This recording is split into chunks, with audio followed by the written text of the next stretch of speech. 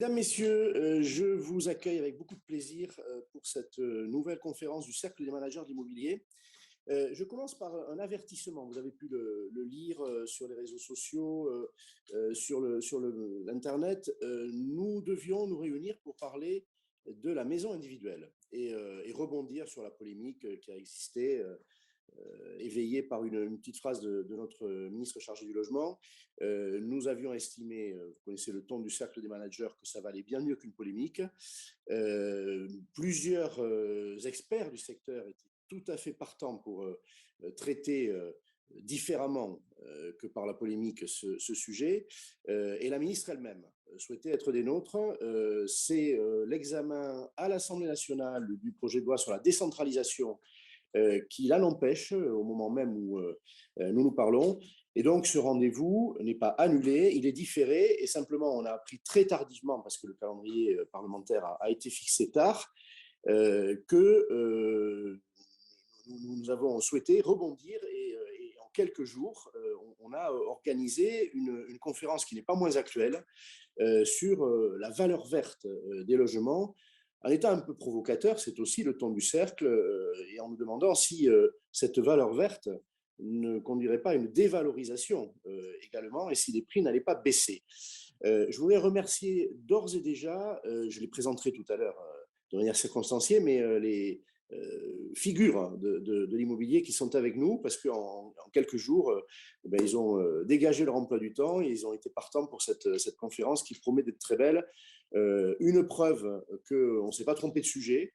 Nous avons 500 participants au moment où nous parlons dans cette salle virtuelle, c'est-à-dire que nous n'aurions pas eu d'avantage sans doute sur le thème des maisons individuelles. Bon, on avait vu les inscriptions se former, on était à peu près au même niveau. Alors je ne sais pas si ce sont les mêmes, en tout cas, je souhaite la bienvenue à tout le monde et je vais d'ores et déjà passer la parole à Émilie Jousset, présidente adjointe du Cercle. Je préciserai ensuite de manière un peu plus fine ce qui a motivé le choix du thème, même si chacun le comprend. Et je vous présenterai nos débatteurs et on attaquera. Émilie. Merci Henri. Oui, effectivement, voilà, je tiens à remercier vraiment chaleureusement et 2 fois plus que d'habitude nos 4 experts de ce soir, parce qu'organiser ce nouveau débat en si peu de temps, d'avoir répondu présent et de vous être rendus tous les 4 disponibles, pour nous, c'était très important. Effectivement, c'est un débat qui, au Cercle, nous anime depuis que la loi climat a été votée, puisqu'on n'entend qu'un concert de louanges ou en tout cas de choses positives dans la mesure où ces travaux vont être faits, doivent être faits, organisés, financés, etc. Mais pour nous, le débat de ce soir était très important de voir un peu l'étape d'après, les conséquences, les risques. Et que vous puissiez chacun donner votre avis sur la possibilité ou pas de voir une baisse des logements concernés. Donc, un double merci sur le débat et sur l'organisation. Et j'attends de vous une réelle franchise, comme à chacun de nos débats et du cercle. Le ton dont Henri parle nous tient très à cœur. Merci. Merci Émilie. Je présente ces experts à qui on a rendu hommage pour leur disponibilité par ordre alphabétique. Séverine Amat, elle est la directrice des relations médias et des relations publiques du groupe Se Loger. C'est une figure bien connue et quant à son groupe, on sait aujourd'hui sa contribution à l'observation du marché. C'est à ce titre que Séverine est avec nous. Bonsoir Séverine. Bonsoir Henri et bonsoir à tout le monde. Merci aux 500 présents d'être là et d'assister à cette présentation, travailler sur le tard, mais de très bonne qualité, vous allez voir. Merci beaucoup. Alors, une figure dans l'univers, je vais forcer sa modestie, mais c'est pas grave, j'ai le droit.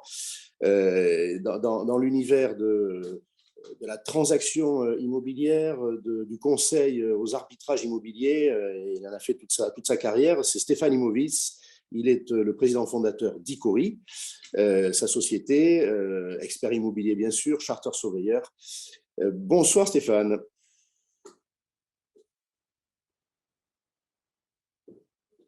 Stéphane, il était là, donc je ne suis pas inquiet, mais bon. Voilà, allô, allô. Et ça y est, voilà. Excusez-moi, je n'avais pas mis mon micro. Bonsoir à tous. Merci d'être aussi nombreux. On espère qu'on va vous dire des choses intéressantes parce que vous êtes nombreux. En tous les cas, le sujet est vraiment d'actualité. Voilà, je ne peux pas m'empêcher de dire que j'ai vu entrer Stéphane dans la carrière d'expert. Je faisais partie de son jury lorsqu'il était stagiaire à la Chambre des experts de l'immobilier de la FNAIM. Ça ne me rajeunit pas. C'était il y a quelques temps. C'est comme ça. Et lui non plus, mais toi, ça ne se voit pas. Je revendique cette expérience. C'est comme ça. À la suite de Stéphane, je salue Thomas Lefebvre. Alors lui aussi, c'est une figure. On le voit sur les médias. On lit beaucoup ses déclarations parce que aujourd'hui vice-président de meilleurs agents chargés des données et de l'observation des marchés, il est évidemment un invité tout désigné pour ce débat. Bonsoir Thomas. Bonsoir Henri, bonsoir à tous et merci évidemment pour cette invitation sur un sujet évidemment d'actualité aussi qui me tient à cœur. Donc voilà, ravi de participer à cette discussion avec vous. Merci beaucoup. Alors, le dernier, par ordre alphabétique, Frédéric Violo, c'est d'ailleurs à lui que je vais donner la parole d'abord. Il est notaire à Caen. Les notaires sont attachés à ce qu'on dise, je crois, où ils exercent. Ils sont attachés à leur territoire. Il représente, j'ai le plaisir d'ailleurs de siéger avec lui dans cette instance, le Conseil supérieur du notariat au Conseil national de l'habitat. Et il a présidé l'INDI, l'Institut notarial du droit immobilier. Bref, il est un spécialiste de l'immobilier, pas seulement au plan juridique, mais pour l'observation des marchés. Bonsoir, maître. Bonsoir à tous. Merci à tous de votre présence. Et je suis sûr effectivement qu'on va avoir beaucoup de choses à se dire et à partager entre experts et bien entendu avec ceux qui nous regardent. Grand merci. Alors, je précise, on a donné un nombre des participants, que ce sont évidemment très largement des professionnels de la filière, on va dire, mais on a aussi avec nous, et je sais que c'est le cas ce soir, des journalistes et aussi des représentants des pouvoirs publics, des décideurs publics qui suivent nos débats. Voilà, donc je le dis pour la clarté. Alors, maître, vous restez avec nous. L'actualité du sujet, on sait à quoi elle est due. Je donnerai deux repères. Bien sûr, la loi du 22 août 2021. Beaucoup, peut-être, parmi vous, je ne parle pas des débatteurs, étaient en vacances, mais le législateur a travaillé, la loi a été promulguée, le président de la République l'a signée, puisque c'est ça la promulgation, fin août, et cette loi, elle a fixé des contraintes, purement et simplement aux propriétaires bailleurs et aux copropriétaires bailleurs, puisque, pour le dire vite, au plus tard en 2034, les logements mal classés devront être redressés, bien classés, sous peine d'être dits non décents et donc de ne pas pouvoir être loués. On est coercitif avec les propriétaires bailleurs. Avec les copropriétaires, un autre choix de méthode a été fait, mais avec l'intention identique de faire des travaux dans ces copropriétés. C'est une obligation diagnostique, c'est l'obligation d'établir un plan pluriannuel de travaux, de programmer de manière décennale des travaux, et c'est l'obligation aussi d'épargner de manière plus exigeante que par le passé. Ce n'est pas le moment de préciser ça, on aura sans doute d'autres réunions. Bref, ce mouvement, c'est une lame de fond avec un calendrier serré que beaucoup ont pu estimer irréaliste. Il est là aujourd'hui, hein, cette feuille de route, elle est écrite. Est-ce que le législateur la reverra? En tout cas, cette loi sort des presses et nous la connaissons. Deuxième épisode, le DPE. Bon, allez, ce qu'on va appeler le fiasco du DPE à sa sortie, sans porter de jugement de valeur.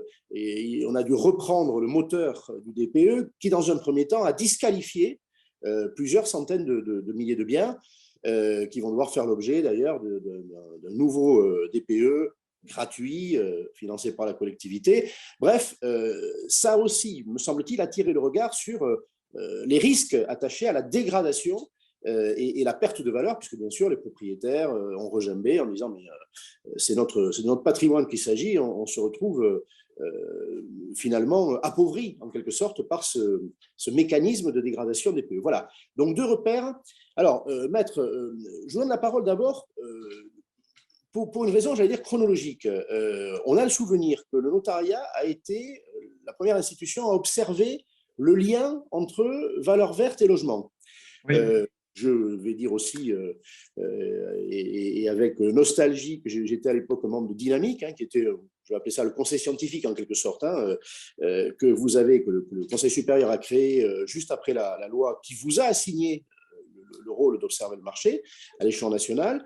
Et une première étude avait été faite il y a déjà quelques années en zone non tendue, sur les maisons. Bref, on voyait qu'il y avait un lien très fort et que la valeur en dépendait. Vous avez depuis mené d'autres études, vous allez incontestablement nous en parler. La dernière est extrêmement récente. Voilà, donc première question, aujourd'hui, est-ce que cette valeur verte se constate? Est-ce qu'on la constate en zone tendue? On a commencé par observer les maisons en zone non tendue. Aujourd'hui, on entend que, bien sûr, les territoires non tendus seront concernés par ces risques de dévalorisation, mais peut-être pas les territoires tendus. Donc, qu'est-ce qu'il en est? Nos grandes villes, nos marchés les plus attractifs. Et puis alors ensuite, bien sûr, des questions très pratiques. Est-ce que ces diagnostics, notamment le DPE, mais vont, j'allais dire, arriver sur le devant de la scène? Je ne vous ferai pas offense, maître, en vous disant que les notaires, les agents immobiliers, probablement, ne faisaient pas de ces éléments attachés au logement des caractéristiques majeures. Voilà, on a tous assisté à des signatures où on passait vite et même on souriait un petit peu parce que est-ce que c'était vraiment utile de savoir si c'était inondable ou pas. Bon, aujourd'hui, on a l'impression d'une revalorisation technique, si je puis dire, de l'attention au logement. Voilà. Donc, votre regard sur ce qui est en train de se passer, est-ce qu'il y a des signaux faibles, des signaux forts, les éléments dont vous disposez? Vous avez tout à fait raison de souligner le côté très anecdotique qu'on a attaché au DPE lorsqu'il est sorti. Moi, je me souviens d'un confrère au début, après l'entrée en vigueur de cette réglementation, qui s'amusait à dire qu'on mettait des étiquettes sur les maisons comme on en mettait sur les réfrigérateurs. Ce n'était pas vraiment la manière la plus valorisante de présenter ce diagnostic. On a changé de braquet aujourd'hui, puisqu'on est quand même en train de dire à un propriétaire bailleur, et vous l'avez souligné, que son logement, dès 2025, en fait, dans certains cas, pourra considérer comme n'est pas décent. Et si le logement n'est pas décent, ça veut dire effectivement qu'on n'est pas censé pouvoir le louer. Donc, on voit bien qu'on a changé complètement de vision et, bien entendu, les notaires ont évolué avec ça. Alors, on avait, de notre côté, commencé à étudier cette notion de valeur verte. À partir de 2018-2019, on a effectivement commencé à se poser la question de savoir si on pouvait mesurer, en définitive, la plus-value, on va l'appeler comme ça, apportée à un bien, tout paramètre étant évidemment égaux par ailleurs, selon que sa performance énergétique serait affichée supérieure ou au contraire inférieure à la moyenne étant la classe D, donc la classe D dans la nomenclature qui existait à l'époque où on a commencé à initier ces mesures, parce qu'aujourd'hui ça a évidemment bougé depuis le 1er juillet. Bon, la classe D, c'est à peu près 40% du marché dans l'ancien, donc c'est effectivement la classe majoritaire. Et en point de référence, il fallait voir une équivalence avec la réglementation thermique 2005. Donc le point de comparaison est quand même pas si éloigné dans le temps. Quand on mesure la valeur verte, finalement, on se pose la question de savoir si un bâtiment qui est plus performant que ce qui était la norme en 2005 apporte une valeur supplémentaire sur le marché. La réponse est oui, bien évidemment, avec des écarts qui vont varier de pas grand-chose, de 0 à 15 ou 20%. Donc, on a quand même un panel de plus-value qui est relativement vaste. Et on va faire le même constat dans le sens inverse, c'est-à-dire que des logements qui vont être en catégorie moindre, on va parler évidemment des classes E ou F et G, qui sont aujourd'hui finalement réunies dans la même catégorie en termes de présentation sur nos notes de conjoncture valeur verte. On va se retrouver effectivement avec des diminutions de valeur qui peuvent dépasser les 20%. Donc, est-ce que la performance énergétique a une incidence sur la valeur?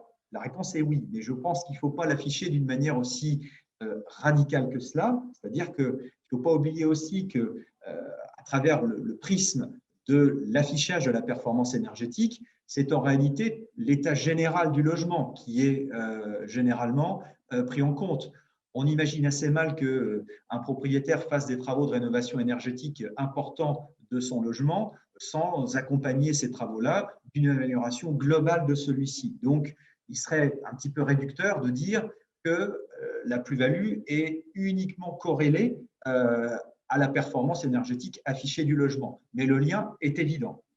Ça, c'est la première chose. La deuxième chose, pour répondre à votre première remarque qui était celle du lien entre la tension du marché et la performance énergétique, il est à peu près clair que la tension foncière va être un frein à une mesure effective de cette performance. C'est-à-dire que concrètement, quand on est, prendre évidemment l'exemple de l'Île-de-France et particulièrement de Paris intramuros, quand j'ai déjà pas beaucoup de choix sur le logement, bon, si j'arrive à avoir une performance énergétique intéressante, bien entendu, je vais pouvoir mesurer et effectuer un choix plus éclairé, mais je n'ai pas souvent cette option-là. En tout cas, je ne l'ai pas toujours. Donc, forcément, on va évidemment moins le mesurer que dans des marchés où le choix est un petit peu plus évident et où on a un peu plus cette capacité à mesurer les choses.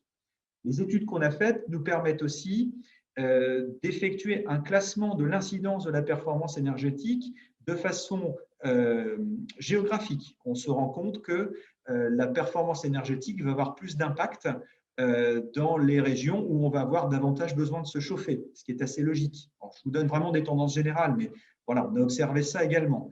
Ce qui veut dire, je vous interromps juste sur un point, c'est vrai qu'on assimile beaucoup collectivement la performance énergétique à la protection contre le froid, en oubliant que c'est aussi, et de plus en plus, de la chaleur qu'il va falloir se préserver, hein, et que les travaux répondent aux deux exigences. Hein. Oui, mais aujourd'hui, très clairement, les statistiques qu'on a pu extraire ne portent pas sur l'analyse de cet aspect-là des choses.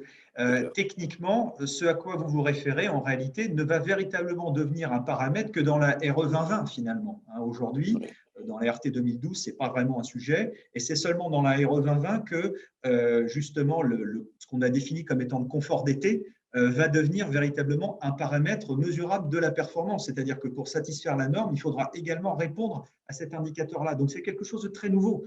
Mais fondamentalement, vous avez raison. La production de chaleur maîtrisée, c'est une chose, mais si on dépense autant pour produire du froid l'été, ça n'a pas de sens. Ça, c'est très clair. On a également réussi, avec cette étude valeur verte, à mettre en évidence que l'incidence justement de plus-value apportée sur la valeur du bien, tout paramètre étant égaux par ailleurs, n'allait pas être la même selon qu'on allait parler d'un appartement ou d'une maison. On va être plus sensible en termes de valeur verte sur une maison que sur un appartement, ce qui est assez logique parce que la dépense de chauffage ne va pas être la même. C'est plus compliqué généralement de chauffer une maison qu'un appartement. Et de la même manière, on va avoir des plus-values qui vont être davantage matérialisées sur des maisons un peu plus grandes que sur des biens de plus petite taille. Voilà, les grandes tendances sont à peu près celles-ci. D'accord. Est-ce que vous éprouvez, je poserai la question après vous à Stéphane, c'est un homme de la transaction, vous l'êtes à votre place, vous voyez toutes les transactions qui se font, et notamment vous êtes au bout de la transaction. Est-ce que lorsque, je reprends vos termes, on n'a pas le choix, en marché tendu, on jette son dévolu sur un appartement au cœur de Paris ou au cœur de Lyon, on est déjà très heureux de le trouver, il est comme il est. Bon, il peut être en classe E, ce sera souvent le cas, ou F ou G. Est-ce que néanmoins, vous sentez que ça va devenir un levier de négociation? C'est-à-dire qu'à défaut de faire passer son chemin, parce qu'on va rester sur le bien, on va jouer sur le prix.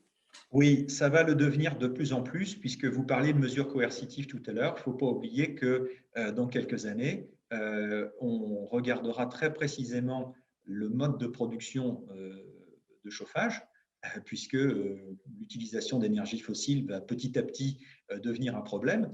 Donc, on ne peut pas s'empêcher de penser que déjà aujourd'hui, on puisse, lorsqu'on visite une maison avec un chauffage fuel, se dire même si cette chaudière est relativement récente, il va falloir envisager le remplacement de celle-ci dans les années à venir parce que ça va tout simplement plus être possible, matériellement parlant. Donc, la tension ne va pas tout empêcher. La tension ne va pas amener les gens à acheter n'importe quoi et la tension foncière ne va pas empêcher les gens, dès lors que, effectivement, on ne va pas être sur des marchés qui sont en surchauffe, de projeter finalement dans l'offre de prix qu'ils vont faire le coût de la rénovation énergétique, d'autant plus qu'on va avoir des exigences de plus en plus combinatoires. Donc oui. On évoquera, vous le dites à demi-mot, la question aussi du financement et des banques, hein, parce que dans ce que vous venez de dire, on atterrit très vite sur cette notion-là. Merci beaucoup, Maître. On va évidemment revenir vers vous. Séverine, alors, vous avez des observatoires qui se complètent, vous avez des points de vue qui se complètent, des balcons différents. Se loger travaille beaucoup sur l'observation des marchés aujourd'hui, la mise en marché des biens, les intentions des vendeurs, les intentions des acquéreurs. Donc, Séverine, je vais te poser la même question. Je te remercie d'ailleurs parce que je sais le travail d'analyse que tu as fait en empruntant à plusieurs de vos études récentes pour tenter de nous éclairer sur ces sujets. Donc, quels sont les constats pertinents sur ces sujets que Se Loger peut nous fournir? Est-ce qu'on peut aller jusqu'à dire que la liquidité des biens aujourd'hui est en cause autour de cette valeur verte, la sensibilité des ménages, Frédéric Violo a donné son appréciation, mais je crois que vous avez testé ça aussi. On entend une chose et son contraire. On entend que les ménages ne seraient pas aujourd'hui véritablement sensibles à ça. J'ai vu des études qui disent que 80% des ménages n'en font pas un critère pertinent. D'autres études disent l'inverse. Alors, voilà, on va dire que le juge de paix, ça peut être l'observatoire de Se Loger. Et est-ce que, d'ores et déjà, les propriétaires de passoires énergétiques, on a entendu ça aussi de la part des professionnels immobiliers, finalement, vont préférer se séparer de ces biens, notamment les propriétaires bailleurs, en conscience qu'il va falloir exposer des frais considérables et qu'ils n'en ont pas envie ou pas les moyens, malgré les aides de la collectivité. Voilà, donc beaucoup de questions, et je suis sûr au moins autant de réponses de ta part. J'en ai pour 45 minutes. Alors... En plus, je sais que tu sais faire synthétique, voilà. Alors, je vais découper en 5 parties, Henri, si tu me le permets. La première de tes interrogations, c'est est-ce que, en gros, la qualité énergétique a un réel impact sur les prix des biens, d'accord ? Côté Se Loger, on a analysé l'impact de la valeur verte dans 40 villes de plus de 100 000 habitants. On a analysé la période de janvier à septembre 2021 par rapport à la même période en 2020. Et on a analysé l'ensemble des biens, c'est-à-dire maisons et appartements, toutes superficies confondues, d'accord ? Donc, on a cherché à savoir si un bien classé G était moins cher qu'un bien A. Et on a cherché à savoir aussi si un bien G était toujours moins cher qu'un bien F. Vous me suivez jusque-là? Alors, on y va.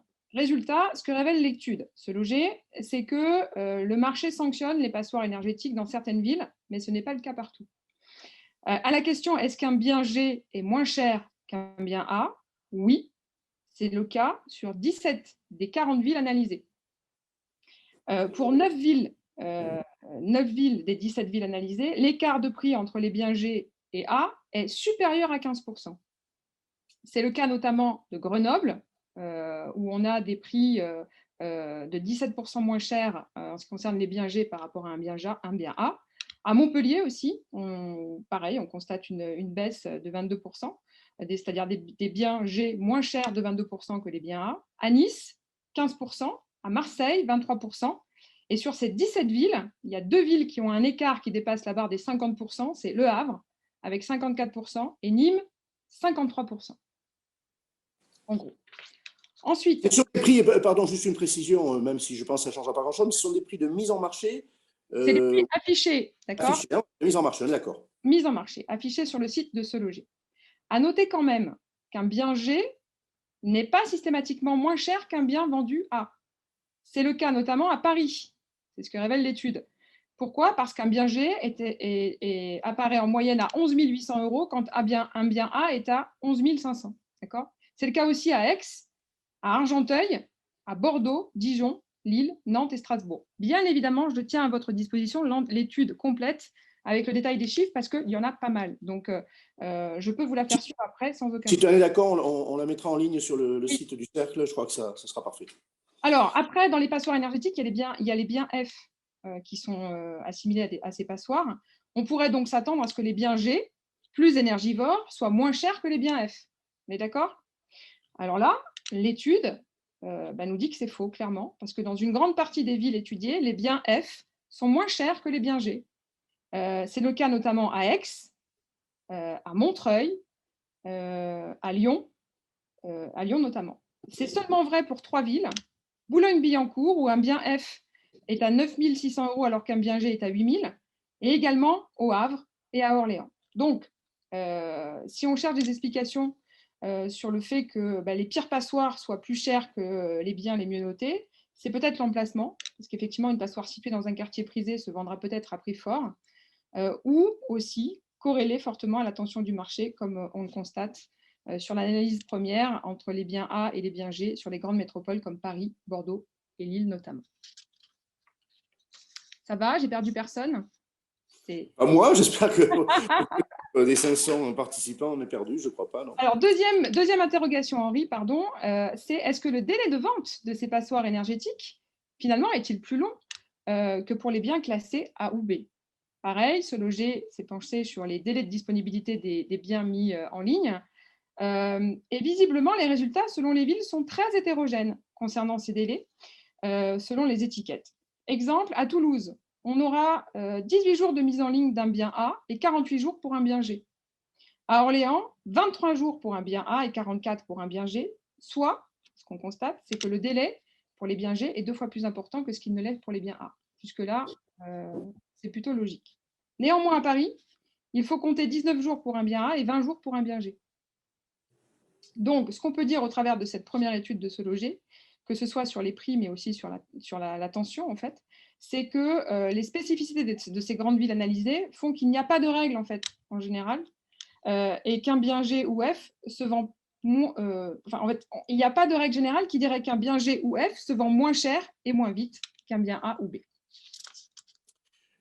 Parfait, c'est très clair. Merci beaucoup. On reviendra vers toi, bien sûr, pour te faire réagir à un certain nombre de propos des autres débatteurs.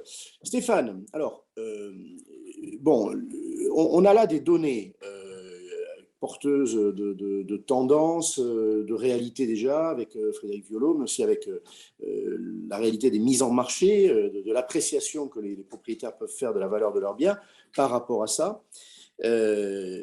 Sachant qu'aujourd'hui, il peut y avoir une différence, bien sûr, entre les prix affichés et la négociation, mais on sait qu'on est dans une période où, globalement, le marché étant plutôt fluide, on n'a pas d'énormes différences, donc c'est déjà très parlant d'avoir les prix de vitrine, je dirais. Alors, le regard de l'expert que tu es, et expert du résidentiel, j'ajoute ça, c'est l'actif sur lequel tu t'es spécialisé.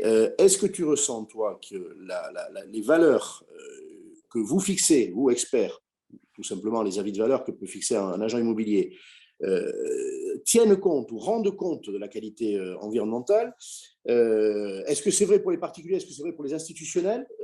Je dis ça parce que tu connais les deux clientèles, et les institutionnels, on peut les estimer peut-être plus avisés, donc peut-être en avance par rapport aux particuliers, tu nous diras.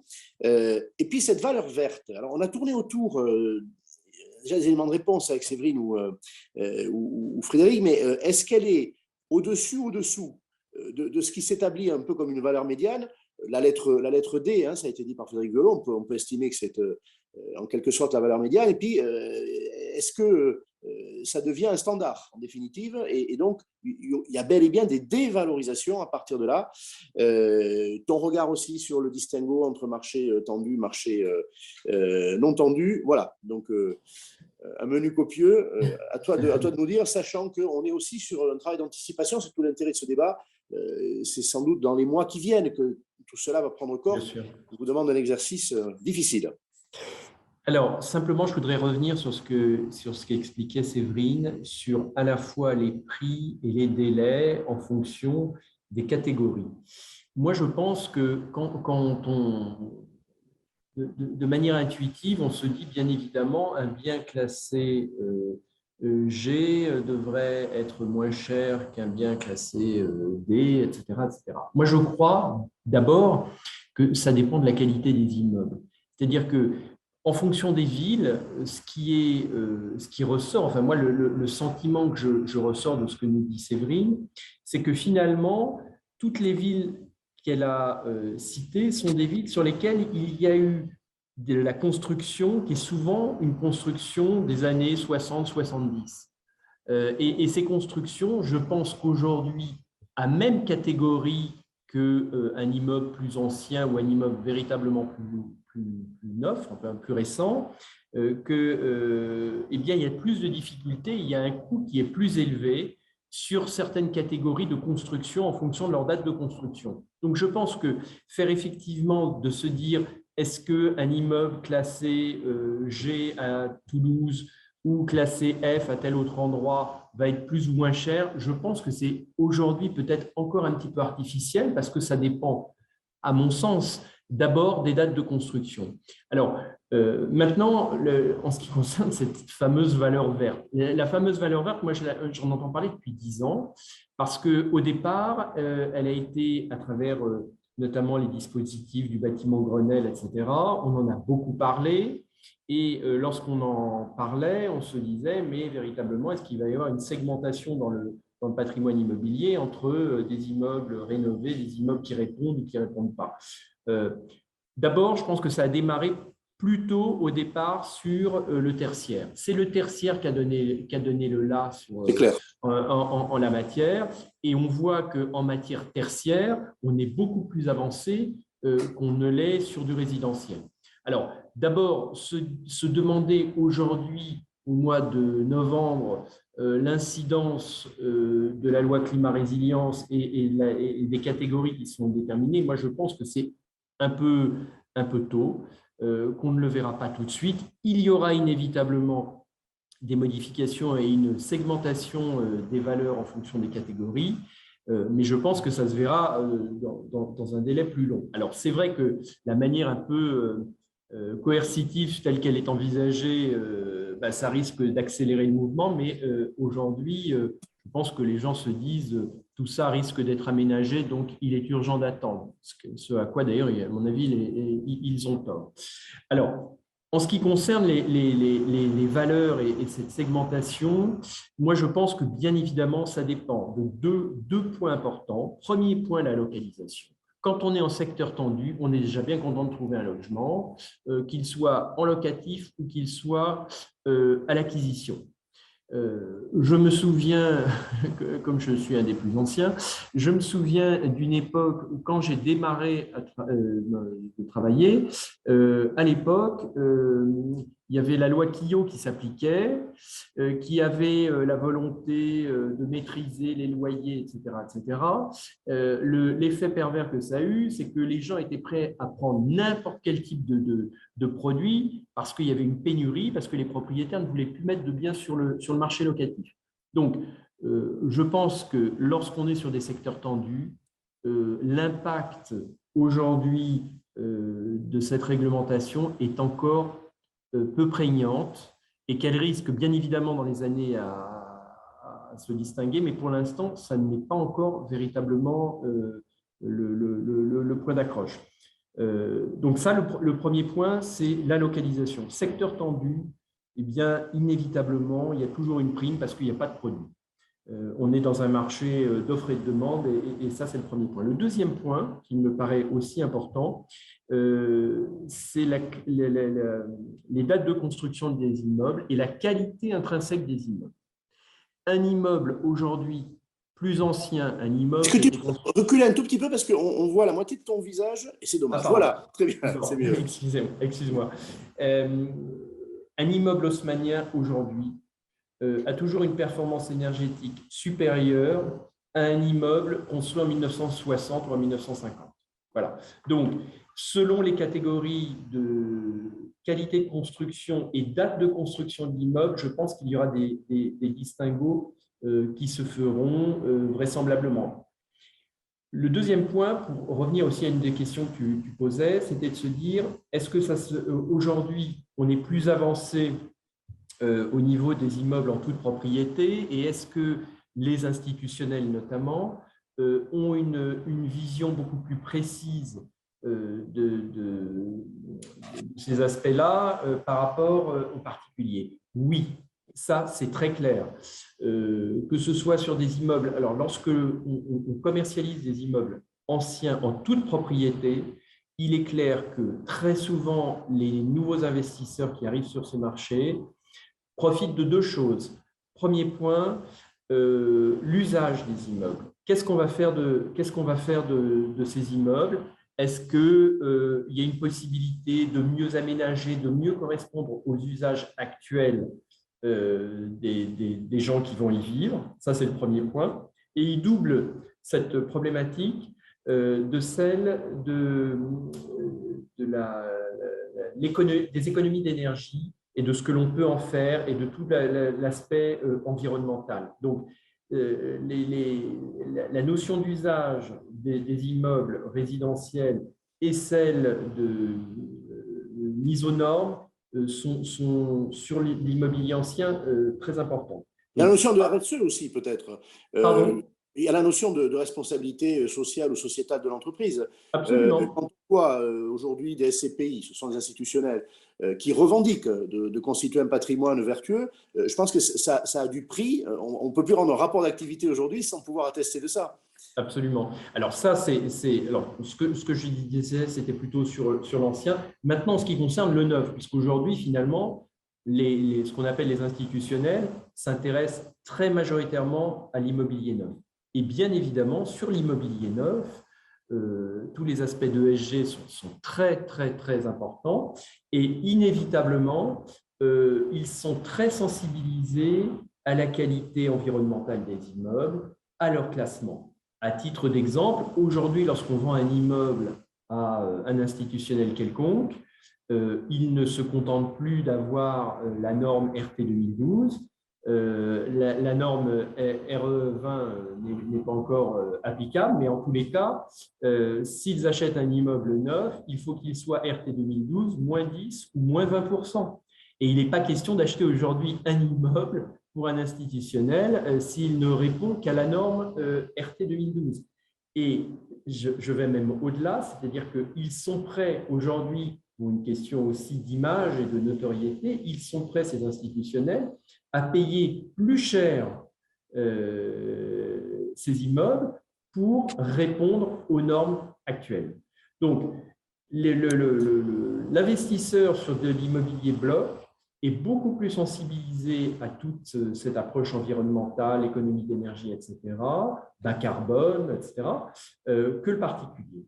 Alors maintenant, sur le particulier, je pense aussi que ça va être assez compliqué parce qu'il y a la notion de travaux dans les appartements, mais il y a également toutes les parties communes. Et on sait bien la difficulté que les copropriétés rencontrent pour se mettre d'accord sur des travaux dans un immeuble. Et bien évidemment, un copropriétaire vertueux va peut-être faire tous les travaux nécessaires, mais peut-être que la copropriété ne souhaitera pas faire les travaux dans les parties communes ou sur le chauffage ou sur les toitures, puisque grosso modo sur l'immobilier ancien, c'est chauffage, toiture essentiellement, et bien évidemment tous les ouvrants. Donc voilà, donc tout ça c'est à mon avis, ça va être beaucoup plus compliqué sur tout ce qui est copropriété et beaucoup plus facilité et plus en avance sur les immeubles en bloc. Maintenant, et je vais au bout de mon propos, moi je pense que sur le long terme, il y aura effectivement un distinguo sur les valeurs. Et il y aura d'un côté les immeubles et les biens qui répondront aux normes, et il y aura ceux qui ne répondront pas. Mais ça, je pense que ce sera un mouvement beaucoup plus long, beaucoup plus de fonds, mais qui va mettre du temps à arriver. Mais je pense qu'on arrivera vraisemblablement à deux marchés. Il y aura le marché, grosso modo, des biens qui répondent totalement aux normes, etc., en économie d'énergie. Et puis, il y aura ceux qui ne le seront pas. Et là, je pense que la différence, certes, sera moins forte sur les zones tendues ou les zones non tendues, mais il y aura quand même deux marchés qui existeront à terme. Et là, tu parles aussi bien des copropriétés existantes, celles qui auront fait l'effort collectif, puisqu'il faut un vote collectif, de se réformer, et les autres. Il y aura, et on pourra même, dans la même rue, je dirais, dans le voisinage, avoir ces deux vitesses. Absolument. Et ça, je pense que ce sera un point important. Tu dis qu'il sera plus lent. Tu l'évalues, c'est quoi? Ça va prendre 10 ans?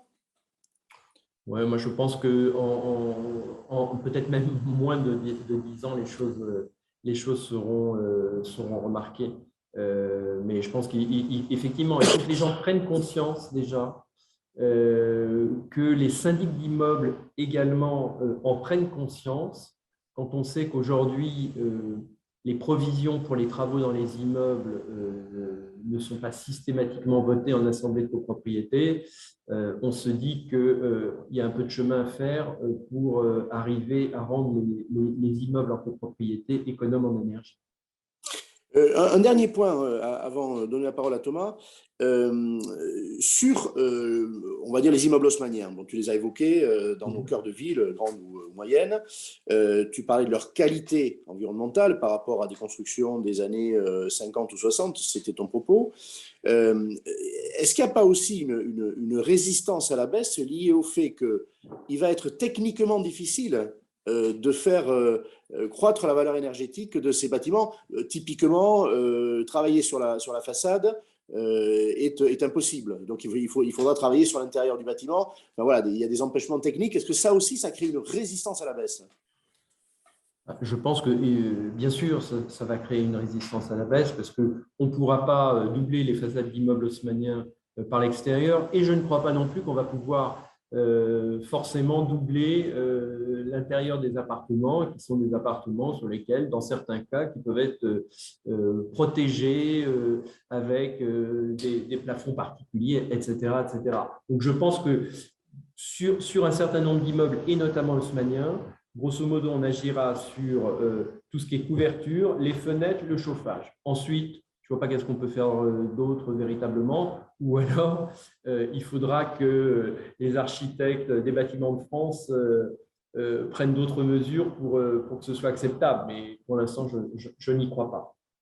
Merci beaucoup. Séverine voulait intervenir, c'est peut-être en réaction à ton propos, et ensuite Thomas. Oui, pardon, je voulais intervenir parce que, et rebondir par rapport au propos de Maître Violo. Et je vais me permettre de partager l'écran parce que je reviens sur la perception en fait, de ces porteurs de projets par rapport à l'étiquette, au DPE, et puis juste d'éclairer aussi le propos sur est-ce que c'est un levier de négo ou pas. Alors, Maître Violo disait oui de plus en plus. Moi, je me permets juste de conforter le propos avec une étude, celle de l'opinion qu'on réalise tous les 4 mois depuis 8 ans maintenant. Donc, je partage l'écran si vous me le permettez. Est-ce que vous voyez bien? Oui, très bien. Voilà. Donc, juste vous commentez 3 chiffres saillants qui viennent du dernier observatoire du moral de l'immobilier de Se Loger, qui dit que 9 acheteurs sur 10, effectivement, considèrent la performance énergétique comme un critère important. Et ça, c'est un chiffre qui augmente de vague en vague. C'est un élément qui rentre, on le voit, de plus en plus en ligne de compte. Et c'est particulièrement vrai pour les acheteurs CSP-. Autre chiffre, 80% des porteurs de projets s'intéressent au DPE avant de visiter un bien. Et ça, c'est un élément donc, qui ressort de l'enquête et qui émerge. Et à la question, est-ce que c'est un levier de négociation ou pas? Eh bien oui. Clairement pour 91% d'entre eux, parce que les sondés déclarent que l'état énergétique de leur futur bien pourra influencer leur approche en matière de négociation immobilière. Donc oui, ils ont intégré le fait que effectivement cette étiquette peut être un levier de négociation sur le bien à proprement parler. Voilà. Merci beaucoup, c'était précieux. Thomas, merci de ta patience. Alors, même chose, hein, Meilleurs Agents observe à longueur de temps le marché. Est-ce que vous avez déjà appliqué votre regard sur ce lien, cette dépendance, cette corrélation entre la valeur des biens et les exigences environnementales? Je vais d'ailleurs te demander de ne pas parler que des grandes villes. Je pense que spontanément, tu aurais eu un propos plus large, mais parce que vous savez que vous intervenez grâce au chat, donc je vois quelles sont vos préoccupations, et on nous demande de parler aussi des petites villes et même des zones rurales. Voilà, donc c'est vrai qu'on a beaucoup parlé de grandes villes ou de villes moyennes, on va dire, en haut de l'affiche. Parlons de l'ensemble du territoire. Donc Thomas, de quoi disposez-vous ou que préparez-vous peut-être d'ailleurs comme outil d'observation pour la suite? Merci Henri, et évidemment pas de problème, hein, c'était très intéressant cette intervention précédente, donc voilà, avec plaisir d'entendre mes confrères et consoeurs. Alors oui, évidemment, c'est un sujet sur lequel on travaille dans le sens où, comme les notaires de France, comme le groupe Se Loger, c'est des questions qu'on se pose chez Meilleurs Agents sur l'impact de cette valeur verte sur le marché. Aujourd'hui, on va avoir des résultats qui s'inscrivent dans ce que Séverine a pu présenter ou ce que Maître Violo a pu présenter sur l'impact de la facture énergétique sur le prix, à la fois des biens qui sont décotés quand on est sur des classes énergétiques qui sont, enfin, sur des logements qui sont très énergivores, et l'inverse avec des des primes que l'on va constater, des impacts que l'on va constater sur l'ensemble du territoire français, hein, même dans certains territoires tendus. Et pour moi, personnellement, c'était assez une surprise parce que j'avais plus en tête, il y a quelques années, même des études qui avaient été faites, notamment par le notariat, qui montraient qu'en zone tendue, il ne se passait pas grand-chose. Voilà, mais d'une certaine mesure, je suis totalement d'accord avec ce qu'a dit Stéphane sur les impacts des autres critères et pour apporter un peu et notamment de l'époque de construction, et pour apporter un peu de data sur ce sujet-là. Si on regarde, alors je suis désolé pour l'exemple, parce que l'exemple que j'avais préparé, c'était vraiment l'immeuble haussmannien, et on ne s'était pas concerté avec Stéphane, mais après on pourra parler un peu plus des zones rurales, évidemment. Mais dans l'idée, si on regarde en fait à Paris, les immeubles haussmanniens, toutes choses égales par ailleurs, c'est ce qui va coûter le plus cher au mètre carré. C'est-à-dire que si vous prenez un même logement, vous le mettez dans un immeuble haussmannien, que vous le mettez dans un immeuble des années 70, un immeuble des années 80, alors ce qui est construit après 2000, 2010, c'est extrêmement cher, mais voilà, on va comparer sur une grosse majorité du parc. L'immeuble haussmannien, c'est vraiment ce qui va coûter le plus cher au mètre carré, parce que c'est une adresse, c'est prestigieux, etc. Alors que la facture énergétique, dans l'immeuble haussmannien, ce n'est pas ce qui est réputé comme étant le plus économe. Quand on regarde, en fait, ensuite, quand on va croiser, finalement, quand on va regarder l'effet du DPE dans un immeuble haussmannien, en fait, on va se rendre compte que cet effet du DPE, il est complètement marginal. C'est-à-dire que même si on reste sur un immeuble, même si on est sur un logement, en fait, qui a une étiquette de DPE qui est très mauvaise, donc sur du F ou du G, en fait, la décote va être minime parce qu'on a un surplus, une prime en fait, d'être dans un haussmannien qui est telle que finalement, ça prend toute la place par rapport au DPE. Voilà, et ça, c'est qui est assez intéressant. Et à titre d'exemple, la décote d'habiter dans un haussmannien, dans un logement classé G, est la même qu'habiter dans un logement des années 80 avec une étiquette énergétique tout à fait correcte.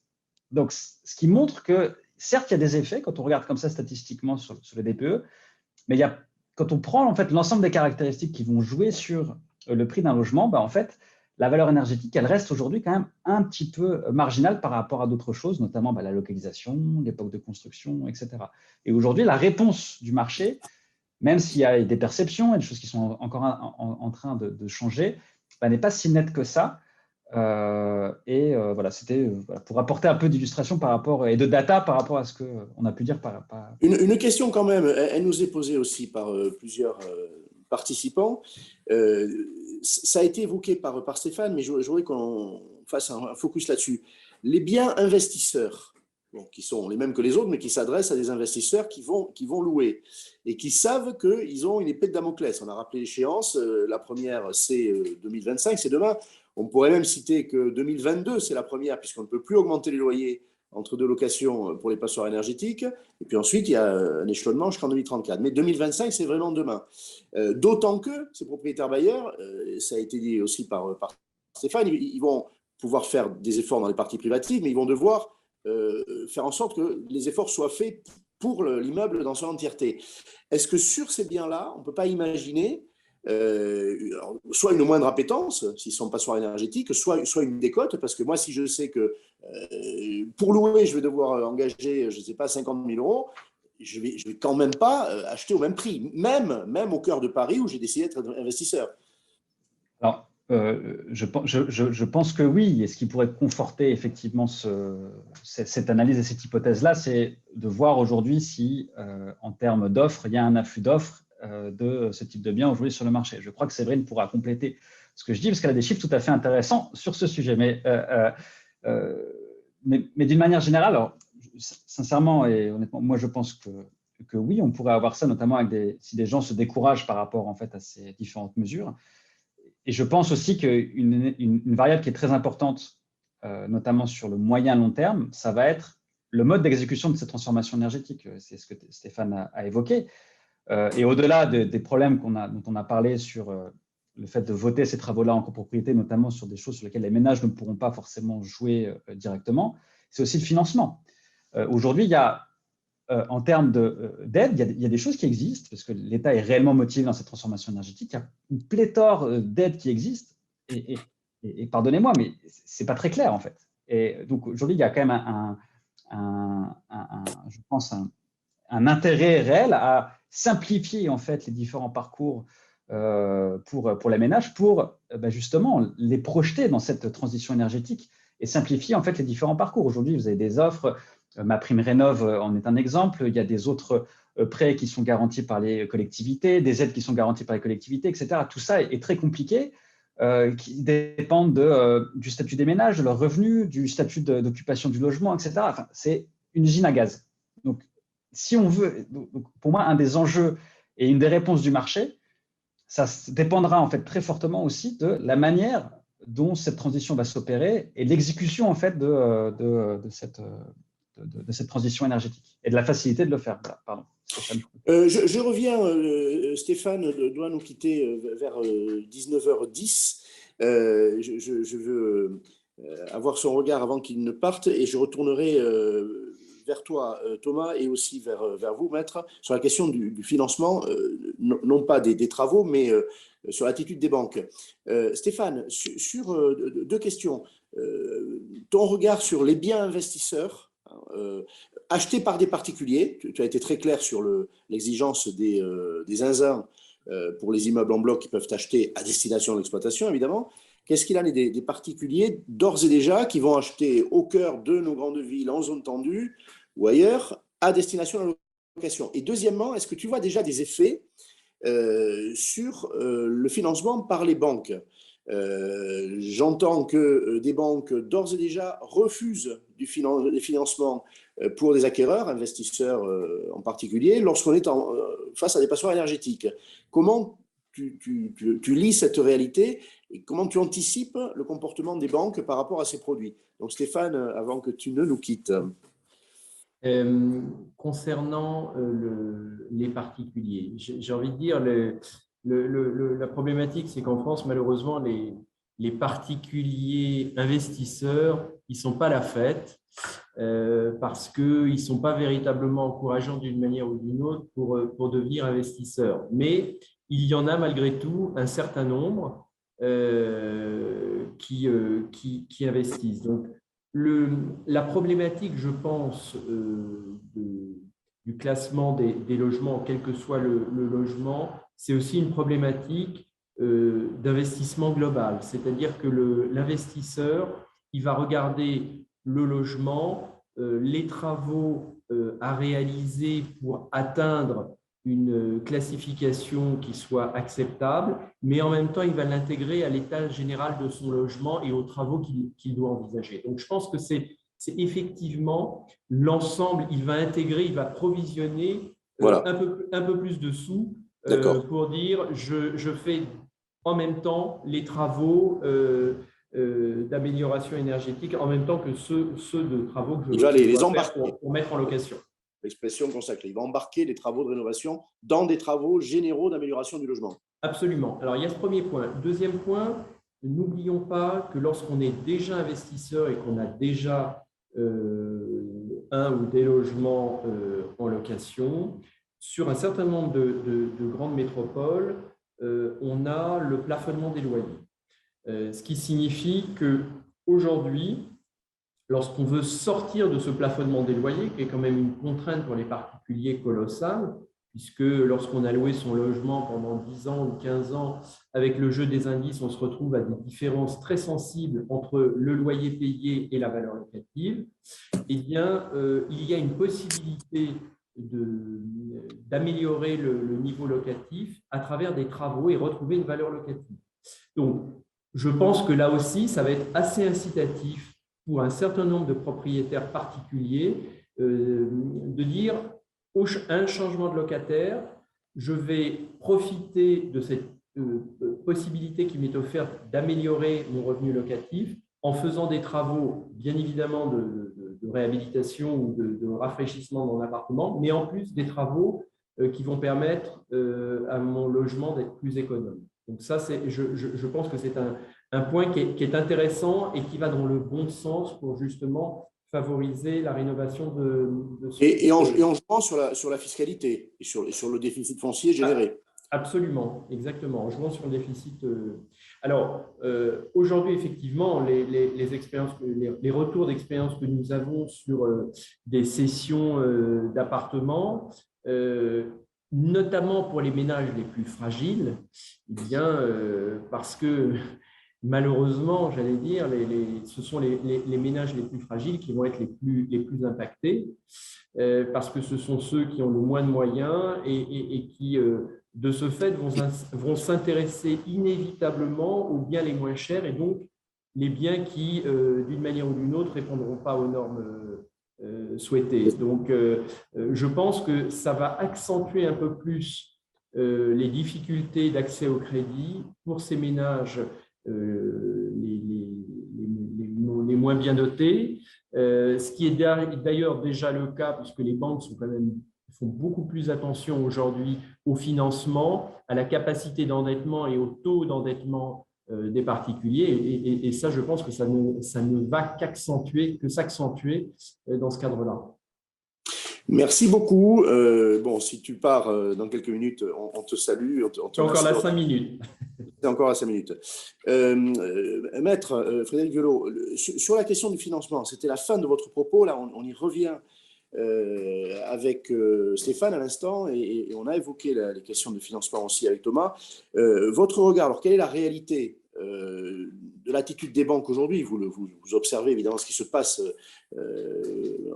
lorsqu'un bien est financé et ce sont des éléments que vous détenez. Est-ce qu'il y a des refus de prêt déjà qui sont éco-conditionnés en quelque sorte?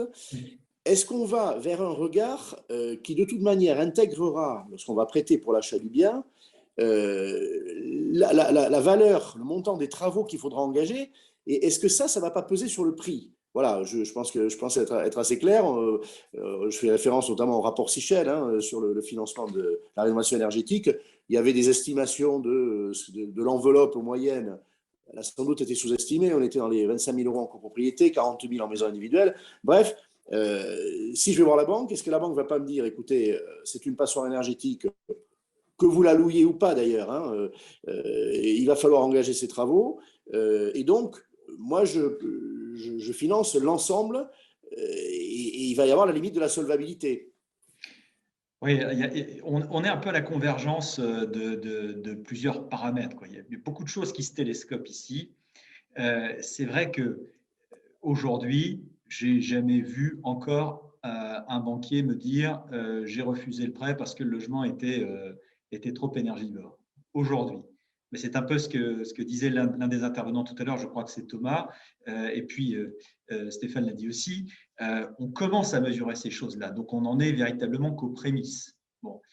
Je crois que vis-à-vis de l'investisseur institutionnel, vis-à-vis de l'investisseur, du bailleur en général, celui qui va s'orienter vers un logement qui ne va pas être performant avec l'épée de Damoclès dont on parlait tout à l'heure, ne va pas échapper au contrôle de sa banque. On n'imagine pas qu'un banquier ouvre les robinets pour financer de l'investissement locatif vis-à-vis de quelqu'un qui bientôt ne pourra plus louer. Ça n'a pas de sens. Mine de rien, une parenthèse, c'est nouveau parce que le prêt en France est personnel, il n'est pas réel. Et franchement, en dehors de quelques banques spécialisées, l'attention au bien a toujours été quasi inexistante, pour être tout à fait honnête.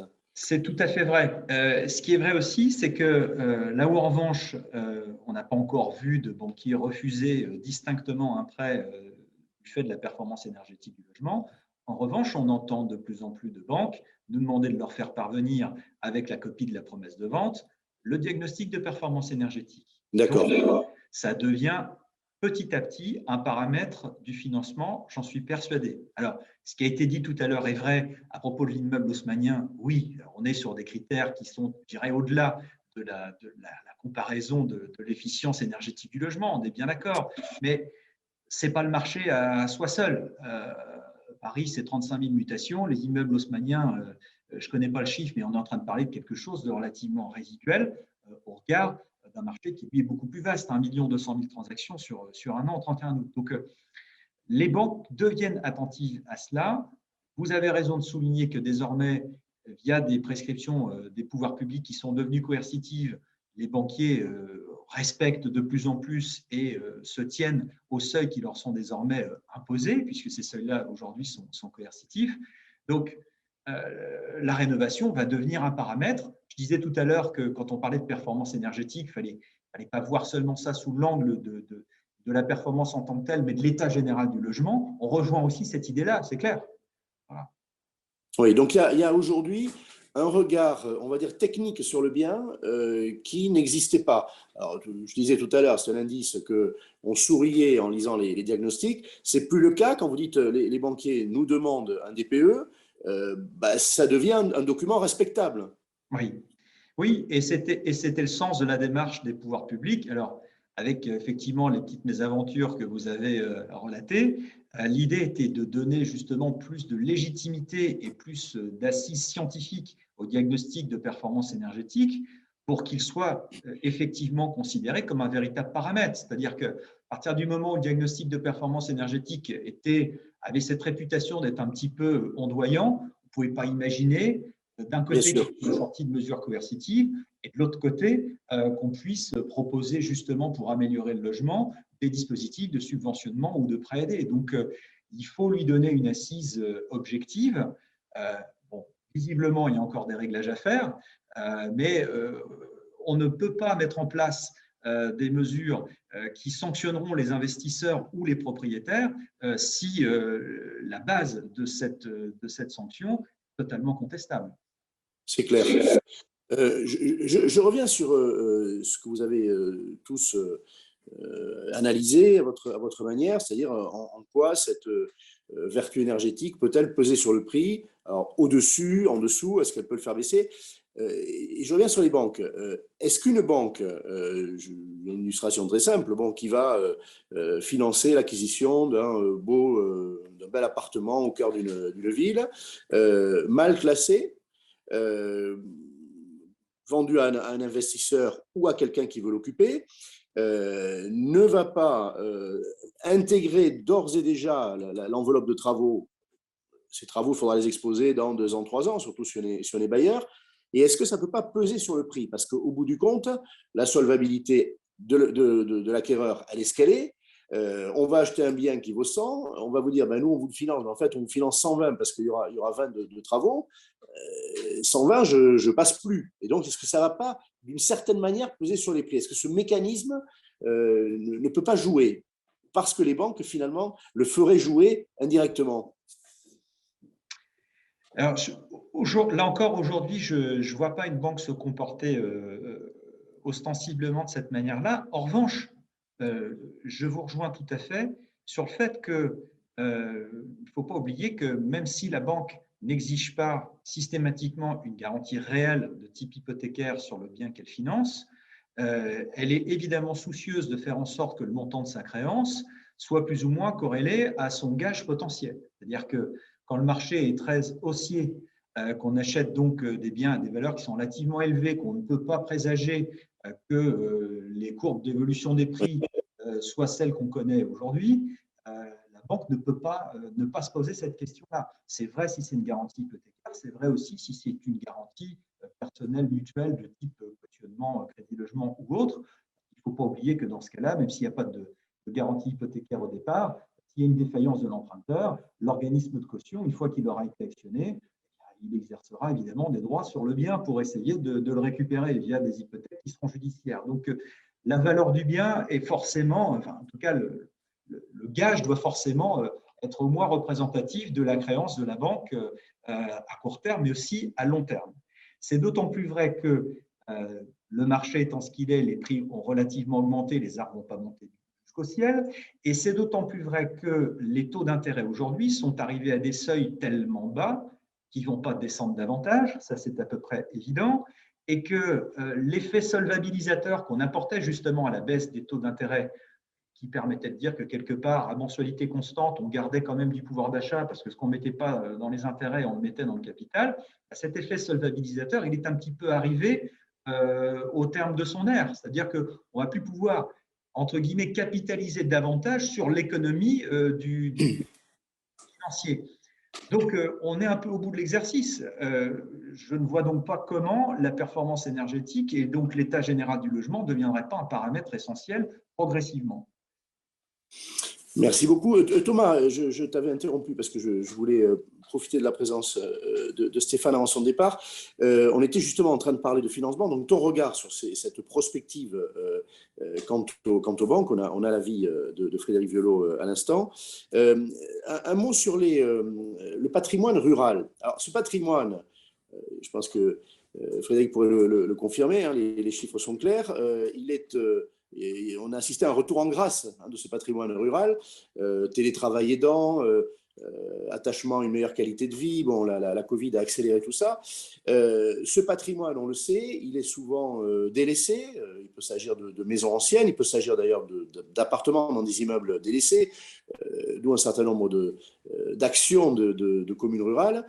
Est-ce qu'on ne va pas, après un effet d'engouement, parce que ce sont des biens dans des lieux attrayants, assister à un mouvement retour parce que ce sont des biens qui sont des passoires énergétiques dans des proportions très importantes. Ton regard, Thomas, et puis Frédéric Violo pourra évidemment aussi donner son point de vue. Je pense qu'il faut distinguer effectivement, bon, il y a deux marchés hein, dans la partie rurale. Il y a ce qu'on imagine peut-être des campagnes françaises, effectivement, avec des communes qui sont plutôt isolées, etc., où là, en fait, en termes de retour en grâce, on est quand même sur des choses qui sont très limitées. Hein. C'est déjà les prix ne baissent plus, ce qui est déjà pas mal. Oui. Et ce que tu évoques en fait en termes de retour en grâce, c'est des communes effectivement considérées comme rurales, mais en périphérie des grandes villes de France. Où là, en fait, ce qu'on a vu, c'est encore une fois, la valeur énergétique n'a pas été si considérée que ça. Ce qui a joué en fait dans la valorisation de ces biens-là, c'est les caractéristiques des logements autres, en termes de surface évidemment, mais surtout de localisation. Et surtout, qu'est-ce qui a joué? C'est la surface extérieure, en réponse à la crise sanitaire. Donc, demain, en fait, la grande question qu'on se pose, c'est est-ce que ce DPE, est-ce que cette valeur énergétique, cette consommation énergétique des logements deviendra aussi importante que des critères aujourd'hui de recherche pour les ménages, tels que la présence d'un jardin avec une certaine surface, un certain nombre de chambres, etc. C'est ça où c'est pas encore extrêmement net. Et encore une fois, la lisibilité pour les ménages sur les différentes contraintes, etc., et les différentes choses qui existent, n'aident pas forcément à se projeter là-dedans. Ensuite, pour répondre à ta question, je pense d'une manière générale, est-ce que demain, en fait, les ménages face à ces différents passoires thermiques vont se retrouver contraints? Est-ce que les gens vont abandonner ce marché?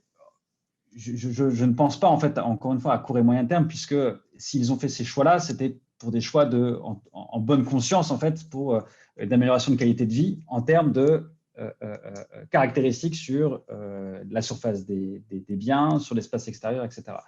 Ensuite, je pense que ça va surtout, encore une fois, dépendre, et c'est vraiment sur l'exécution, en fait, et sur la facilité de rénover, d'accéder à différentes aides, et notamment pour les ménages les plus modestes. Et ce que je trouve intéressant en complément de ce que Maître Violo a pu dire sur le financement, c'est qu'aujourd'hui, quand même, certaines banques se sont engagées à garantir des prêts pour la rénovation énergétique à destination des ménages les plus modestes. Et personnellement, voilà, je trouve ça intéressant d'avoir sur l'ensemble de la chaîne aussi des financeurs qui s'engagent dans cette transition-là pour accompagner notamment les revenus les plus modestes dans le financement de ces opérations. Voilà. Merci. Séverine, et ensuite, excusez-moi, de nouveau. Oui, pardon, je vous en prie. Si je peux rebondir sur ce qui vient d'être dit, je suis tout à fait d'accord. Et il y a également pour le monde de la banque et de l'entreprise en général un effet un petit peu transversal qui va peut-être effectivement inciter les banques à s'afficher sur ce sujet-là, qui n'est pas directement corrélé à notre sujet de ce soir. C'est tout simplement la démarche RSE.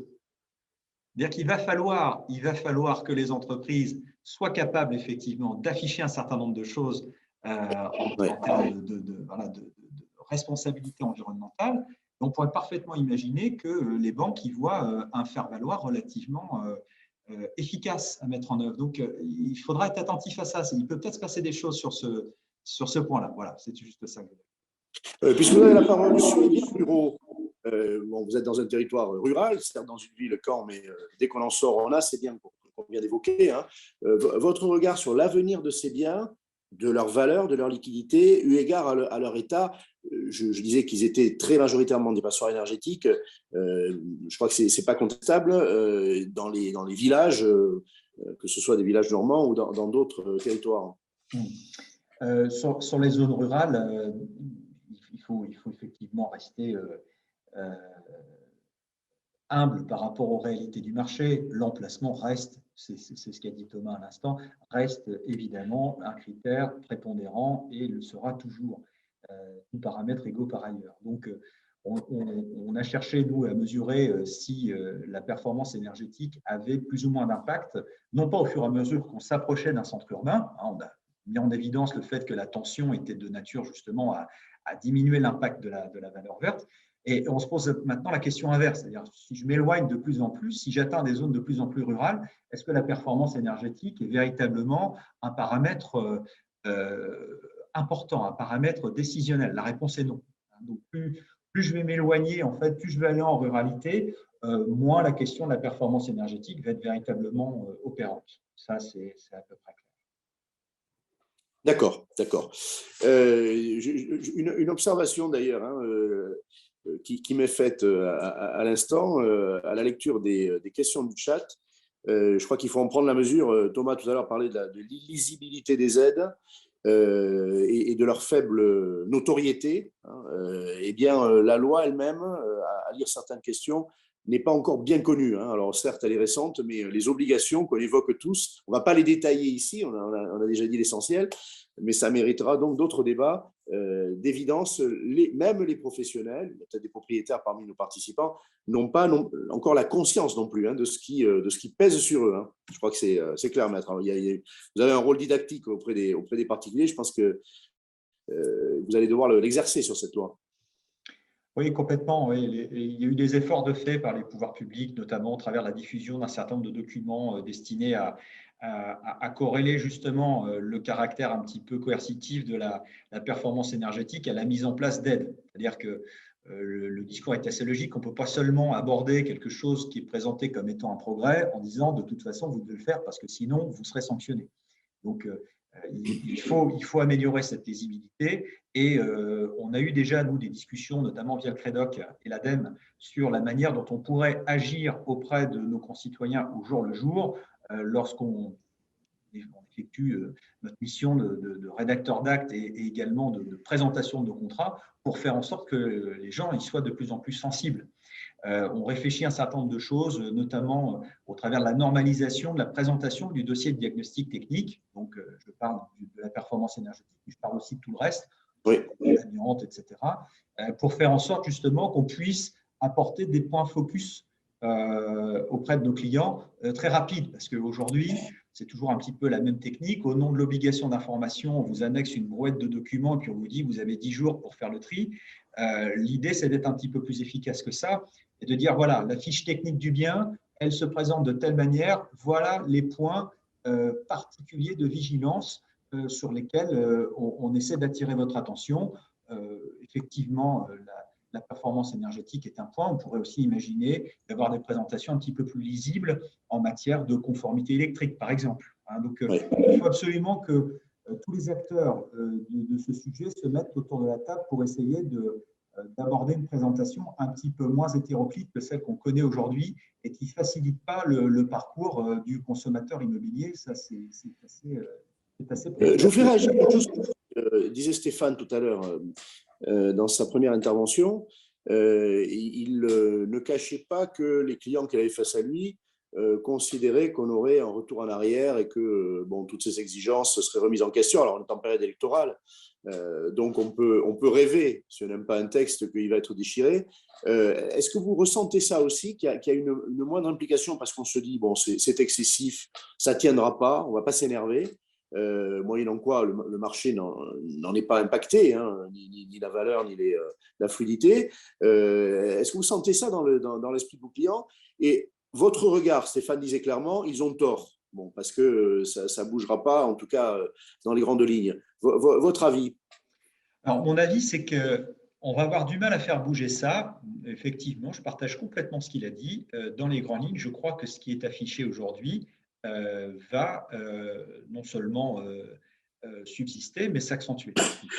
parce que c'est le sens de l'histoire, qu'on ne peut pas le faire autrement. Ce n'est pas seulement lié à des considérations de calendrier politique français, c'est lié à une mouvance évidemment mondiale, mais surtout européenne. Donc, il ne faut pas oublier qu'il y a beaucoup de dispositions qu'on met en place en France et qu'on présente de notre fenêtre comme étant des innovations hexagonales, mais en réalité, on ne fait que retranscrire des mouvements qui sont beaucoup plus globaux et qu'on n'arrêtera pas. Je crois que nos clients sont à peu près conscients de ça. Après, dans les détails, effectivement, il ne manque pas de souligner le caractère un petit peu chaotique de tout ça. Il ne manque pas de souligner des postures un peu girouettes des pouvoirs publics sur certains sujets. Je vais prendre un exemple très simple qui est celui de la production de chauffage. Nos clients nous disent régulièrement, c'est quand même amusant. Il y a 15 ans, on nous disait que si on ne construisait pas une maison avec un chauffage gaz, c'était scandaleux et que le chauffage électrique, c'était le grand Satan. Et puis, depuis le 1er juillet dernier, eh bien, hop là, virage à 180 degrés, c'est exactement le contraire. Donc, là encore, en réalité, c'est un petit peu plus compliqué que ça, mais fondamentalement, ils n'ont pas tout à fait tort. Donc, il faut de la pédagogie pour expliquer que ce n'est pas seulement une question de production d'énergie qui est prise en compte, mais la notion d'énergie primaire aujourd'hui n'est connue que de très rares personnes. Enfin voilà, il y a énormément de paramètres qui ne sont absolument pas maîtrisés par les acquéreurs qui passent dans nos bureaux tous les jours. Et pour autant, ça se traduit par des normes qui s'appliquent à eux. Donc, il faut de la pédagogie, il faut de la simplification et il faut les rassurer sur l'objectivité et la légitimité des documents qu'on leur présente. Sinon, ça ne marchera pas. C'est clair. Merci beaucoup, Séverine. Alors, ce sera le mot de la fin parce que voilà, ça fait 1h15 qu'on débat. Normalement, on doit débattre pendant 1 heure. Je ne me fais jamais d'illusions, pas plus ce soir, mais on va ensuite conclure. Séverine, sur la conscience, là, se loger, j'en doute pas des outils sur la conscience que les ménages ont de ces nouvelles obligations, mais aussi des aides qui doivent en faciliter l'exécution. Et donc sur la sensibilité, parce que ça aussi, si on n'a pas conscience, ben c'est sûr que ça ne va pas impacter, comme on se disait avec Frédéric à l'instant. Tout à fait, Henri. Je conclurai sur 2 éléments, en fait. Le premier, c'est effectivement cette question de conscience. On voit qu'au travers des études d'opinion qu'on mène, les porteurs de projets ne sont pas forcément au clair sur les dispositifs et sur leurs conditions d'éligibilité en fait, à ces dispositifs. Donc, il y a un vrai travail de pédagogie à avoir. Et pour finir, sur le deuxième élément, on voit effectivement que les mesures phares de la loi climat et résilience ont besoin d'être expliquées davantage aux professionnels. C'est ce qui était exprimé pendant le débat, là. Et je me demande finalement, ce sera le dernier volet d'une enquête réalisée par Se Loger, si les propriétaires bailleurs ne sont pas finalement les plus actifs et les plus, les plus précurseurs dans ce mouvement qui se prépare. Et je vais vous partager un dernier écran avec une dernière analyse sur l'état des lieux en fait, du nombre de passoires énergétiques mis en vente sur notre site Se Loger, donc les annonces classifiées EFG. On a pris le combo des 3 en fait. Et je vais vous montrer un petit peu la montée en puissance en fait, de ce dépôt d'annonces sur ces 12 derniers mois. Et vous allez voir effectivement qu'on peut subodorer qu'effectivement ces propriétaires bailleurs sont peut-être les premiers à réagir en mettant en vente ces biens. Donc, je partage à nouveau l'écran pour la dernière fois. Vous avez la possibilité, ou tu le déduis, vous avez la possibilité de savoir si ce pic, je dirais, de mise en vente est le fait de propriétaires bailleurs, ou vous ne pouvez pas distinguer entre les bailleurs et les propriétaires occupants? Non, je ne peux pas distinguer ce niveau-là, mais on voit, mais ce serait très intéressant effectivement de faire le distinguo. Alors, ce que révèle cette carte, cette étude, toujours sur les 40 villes de plus de 100 000 habitants, c'est le panel, c'est que dans 23 villes sur les 40 étudiées, le nombre de passoires énergétiques mises sur le marché progresse fortement, et on le voit avec des progressions même à 2 chiffres. C'est impressionnant. Voilà, donc Rennes arrive en tête avec la plus forte des évolutions. Entre septembre 2020 et octobre 2021, le nombre de biens classés EFG a bondi de 74% par rapport à N-1. Juste derrière la capitale, avec Paris, 72%, et puis Nantes, 70%. On voit aussi que c'est également le cas dans le Nord, avec Lille, 41%, mais encore Lyon, 43%, on redescend un peu là, et Bordeaux, 27%. À ses côtés, aux côtés de ces métropoles, il y a des villes dites de report, qui connaissent aussi le même phénomène. C'est le cas de Boulogne-Billancourt avec plus 38%, Villeurbanne 32% ou encore Argenteuil avec plus 56% d'augmentation. Comment l'interpréter? On disait tout à l'heure avec Frédéric Violo, on est tous d'accord que la finesse de connaissance du public, voire des professionnels sur de nouvelles obligations, était critiquable. Bon. Mais il y a quoi? Il y a une espèce de conscience un peu floue, et face à ça, on se dit, bon, ben, il va y avoir des travaux engagés, je me défais tout de suite du bien, j'exerce ma plus-value. On a là des villes qui ont engrangé une plus-value importante ces dernières années. Est-ce que c'est ça la logique? La question est posée à qui? À toi. Voilà. Du coup, je n'ai pas écouté la question. Oui, je disais, on disait la connaissance fine des nouvelles obligations, on ne l'a pas aujourd'hui. Mais il y a quoi? Il y a une espèce de connaissance un peu confuse, une conscience confuse qu'il va y avoir des obligations, la nécessité de faire des travaux, et on se défait du bien, on exerce sa plus-value sur des marchés dont les valeurs ont augmenté. Je pense que ça peut être ça. Après, ce ne sont que des suppositions, hein, parce que nous, on ne constate qu'un flux, en fait, Bien sûr, et qu'un bien sûr. passage.